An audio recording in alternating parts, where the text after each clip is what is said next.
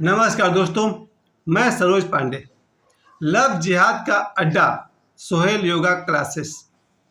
ये कल मैंने एक वीडियो देखा बाबा बागेश्वर का, जिसमें वो बता रहे थे सोहेल कोई है जो योगा क्लासेस चलाता है और योगा क्लासेस में से उसने 4 हिंदू लड़कियों का विवाह मुस्लिम धर्म में करवा दिया। कल जब मैं वीडियो को देख रहा था, मुझे बहुत अफसोस हो रहा था इस बात का कि लव जिहाद, लव कितना सुंदर वर्ड है और उसके साथ जुड़ गया जिहाद। लव का मतलब प्यार, सभी जानते हैं, और जिहाद का मतलब होता है किसी मकसद के लिए पूरी ताकत लगा देना। क्या मकसद होता है लव जिहाद का? लव जिहाद का मतलब होता है धर्मांतरण की एक पूरी प्रक्रिया। इसमें प्रेम तो नाम मात्र को होता है, असली मकसद होता है प्रेम की आड़ में किसी व्यक्ति का धर्म परिवर्तन करवाना। यही है लव जिहाद। इसके विषय में मेरा अपने कुछ राय है, जो एक नागरिक होने के नाते मैं अपनी राय रखना चाहता हूँ। क्यों होता है लव जिहाद? क्यों ऐसा हुआ कि हिंदू धर्म की लड़कियां योगा सीखने के लिए सोहेल के पास गई? और सोहेल अंसारी को योगा का कितना ज्ञान था। मुझे याद आता है आज भी, जब हम लोगों ने योगा सीखना शुरू किया अयंगार साहब से। अयंगार साहब को अगर आप लोग पहचान पाए तो याद कीजिए, 1990 के दौर में जब दूरदर्शन पर योगा सिखाया जाता था, तब आते थे अयंगार। लगभग उस समय 70-75 साल या 80 साल उनकी उम्र रही होगी, 70 साल की उम्र रही होगी। उन्होंने जो योगा सिखाया हम सबको, क्या आपने देखा उनको उनके योगा क्लास में वो लड़कियों को या लड़कों को हाथ लगा लगा करके, सपोर्ट दे दे करके योगा करवा रहे हैं? लेकिन जब मैं आज सोहेल का योगा क्लास का वीडियो देख रहा था, जिस तरह से, जिस अश्लीलता के साथ वो बच्चियों को, लड़कियों को योगा का प्रैक्टिस करवा रहा था, उसे वो साफ साफ दिख रहा था कि पतंजलि योग को भूल जाइए, वो कोई पतंजलि मुनि के मार्ग पर नहीं चल रहा है, वो बस योगा के नाम पर कुछ और चल रहा है। तो अयंगार साहब का योगा सिखाने का तरीका, रामदेव बाबा का योगा सिखाने का तरीका, देवराहा बाबा का योगा सिखाने का तरीका, और ये कौन सा तरीका है सोहेल अंसारी तुम्हारा योगा सिखाने का? मेरा एक तरफ तो निशाना सीधा ये है कि योगा सिखाने के नाम पर तुमने लड़कियों का शादी करवा दिया दूसरे धर्म में, और शायद यही मकसद था तुम्हारा। लेकिन मैं ये कहना चाहता हूँ, प्यार मोहब्बत बहुत अच्छी चीज़ है, कहते हैं ना ऊपर वाले की देन है। और एक धर्म से दूसरे धर्म के बीच विवाह तो होता रहा है, कई सदियों से होता रहा है, सेंचुरीज से। पुराने इतिहास के पन्ने को पलटिए, वहाँ देखिए अकबर जोधाबाई से लेकर के आज तक शायद करोड़ों आदमी ने, 1 करोड़ से अधिक आदमी मुझे लगता है लोगों ने, स्त्री ने, पुरुषों ने दूसरे धर्म के लोगों से विवाह किया। इतिहास जानते हैं, आज की बात मैं कर रहा हूँ, पिछले सेंचुरी की बात कर रहा हूँ, 1900 से लेकर 1999 तक या 2000 से लेकर के 2024 तक करोड़ों लोग होंगे जिन्होंने दूसरे धर्म के लोगों से विवाह किया। एक स्त्री दूसरे धर्म के पुरुष से विवाह किया, या इस धर्म का पुरुष दूसरे धर्म की स्त्री से विवाह किया। प्रेम हो और विवाह हो, इसमें कोई आश्चर्य नहीं है, उचित है, सुंदर है। लेकिन प्रेम की आड़ में कोई दूसरे का धर्मांतरण करना चाहता है, ये बदसूरत है, कुरूप है। क्यों होता है ऐसा? मैं भी इसी समाज का आदमी हूँ, इसी समाज में रहता हूँ, और मेरा उठना बैठना शायद अपने इस पूरे जीवन में मुझे सैकड़ों हजारों लोगों के साथ उठने बैठने का मौका मिला है, या 1 लाख। इसी सोशल मीडिया पर, यूट्यूब के माध्यम से मुझे आज लगभग 50 लाख लोग मुझे इस सोशल मीडिया के थ्रू जानते हैं। 35-40 लाख तो जरूर। ये लाखों लोग को मैं जानता हूँ, लाखों लोग मुझे जानते हैं। और मेरे मन में ये बात उठती है, लव जिहाद क्यों? क्यों लव के आड़ में, प्रेम के आड़ में लोग का निशाना होता है धर्मांतरण? उसके बाद एक कुरूप अंत हो जाता है, फिर हत्याएं होती है, अपराध होती है, किसी को मारकर फ्रिज में रख दिया, किसी को मारकर सूटकेस में डाल दिया, किसी को सरेआम सड़क पर मार दिया। लव जिहाद का ये परिणाम, धर्मांतरण का ये परिणाम। और धर्मांतरण बहुत ही पुराना रोग है ही, 50 साल से तो अधिक हो गया होगा। जब ये 100 साल कहिए या उससे ज़्यादा कहिए, जब क्रिश्चियन धर्म वाले का इरादा होता है कि उनको हिंदू में कन्वर्ट कर दें, और मुस्लिम धर्म का इरादा होता है कि नहीं, मुस्लिम में कन्वर्ट कर दें, चलता रहता है। बहुत, शायद 1000 साल से ये चल रहा है, ये रोग, ये बीमारी। कि वो मुस्लिम धर्म वाले आते थे, उनका जोर से, ज़बरदस्ती से हिंदू धर्म वाले को अपने धर्म में रूपांतरित कर दिया, कन्वर्सन कर दिया। और ईसाई धर्म वाले तो बहुत खर्च करते हैं इस पर।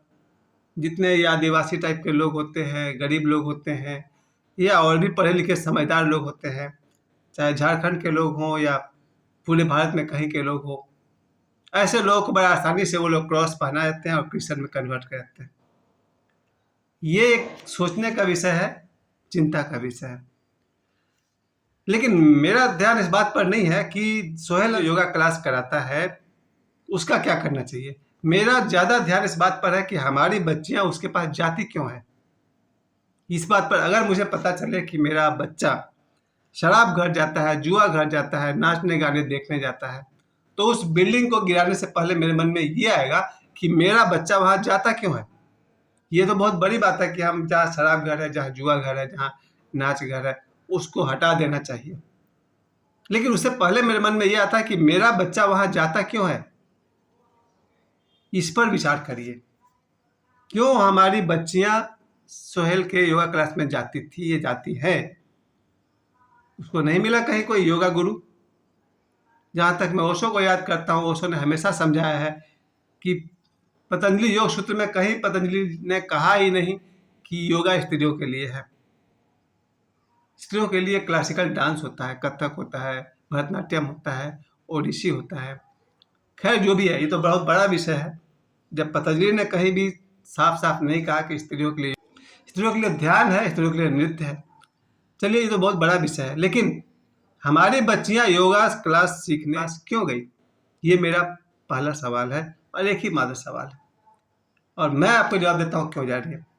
मैं खुद दिन भर सोशल मीडिया पर मैं देखते रहता हूँ, हमारी लड़कियाँ, हमारी मैं इसलिए कह रहा हूँ क्योंकि आज जिस विषय को मैं लेकर चल रहा हूँ, अगर हिंदुओं की बच्ची, सनातनियों की बच्ची, जब हमारी लड़कियाँ जब सोशल मीडिया में कैमरे के सामने जब गालियाँ देती है, भद्दी भद्दी गंदी गंदी गालियाँ देती है, तभी मुझे पता चल जाता है कि इनमें संस्कार का अभाव है।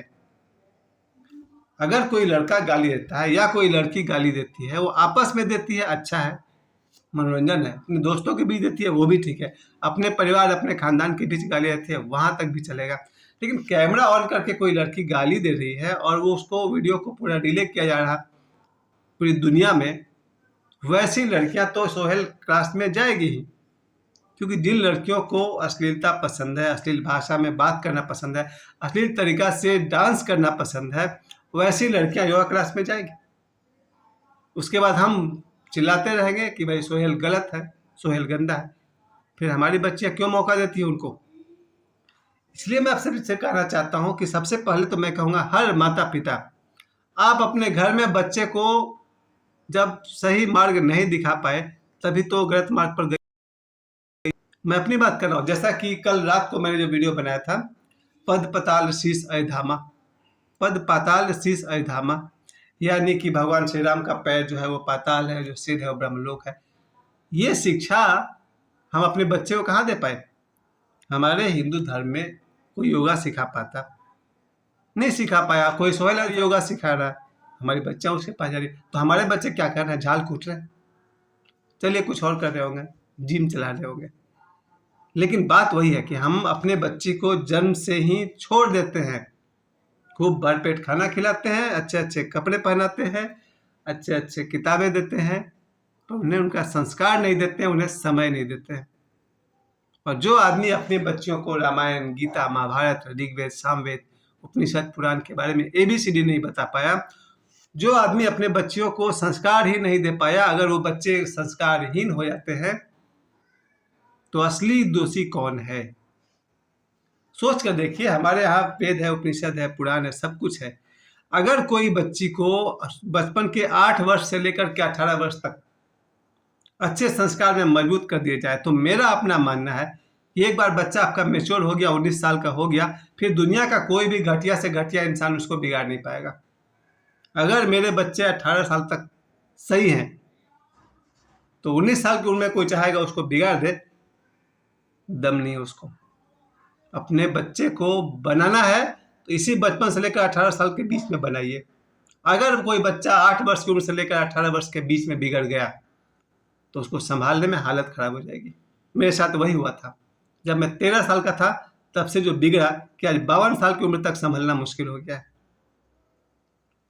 सोहेल योगा क्लास में जो जिस भद्दे ढंग से योगा हो रहा है। और कल जब बाबा बागेश्वर ने कहा कि वहाँ पर 4 लड़कियों का धर्मांतरण करके विवाह करवा दिया, बिल्कुल मुझे चोट लगी है।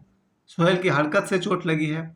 सोहेल योगा क्लास करवा रहा है और हमारी लड़कियां, जिस तरह से मैं वीडियो देख रहा था उल्टे सीधे ढंग से, ये योगा है?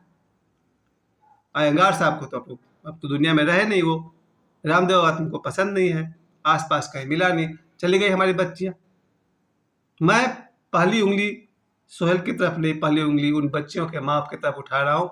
अपने बच्चियों को संस्कार दीजिए, शिक्षा दीजिए, संस्कार दीजिए, भोजन दीजिए, कपड़े दीजिए, पैसे दीजिए, ताकि वो गलत राह पर नहीं जाए। लव जिहाद को मिटाने का उपाय ये नहीं है कि हम सोहेल योगा क्लासेस बंद करवा देंगे तो सब ठीक हो जाएगा। हम अपने बच्चों को मजबूत करें। और आपने कहावत तो सुनी होगी कि अगर हमारे पैरों में पत्थर न चुभे तो उसके लिए पूरे शहर में कारपेट बिछाने की ज़रूरत नहीं है। वो बहुत बड़ा मामला है, शायद आप बिछा भी नहीं पाएंगे, लेकिन आप अपने पैरों में 8 इंच का चप्पल तो पहन सकते हैं। बस यही मेरा मैसेज था। लव जिहाद से निपटने का एक ही उपाय है, अपने बच्चों को, बेटा और बेटियों को संस्कारी बनाइए। यानी कि आपके पैरों में पत्थर न चुभे, उसके लिए शहर में कालीन बिछाने का प्लान मत कीजिए, अपने पैरों में चप्पल या जूते पहन लीजिए। आप सभी ने मुझे समय दिया, उसके लिए धन्यवाद। मैं एक बार फिर से रिपीट कर दूं, सोहेल का योगा क्लास लव जिहाद का अड्डा बना हुआ है और लव जिहाद से बचने का सिर्फ एक तरीका है, अपने बेटे और बेटियों को संस्कार दीजिए, अच्छे संस्कार दीजिए, संस्कारी बनाइए। मुझे समय देने के लिए आप सभी को बहुत बहुत धन्यवाद। प्रणाम।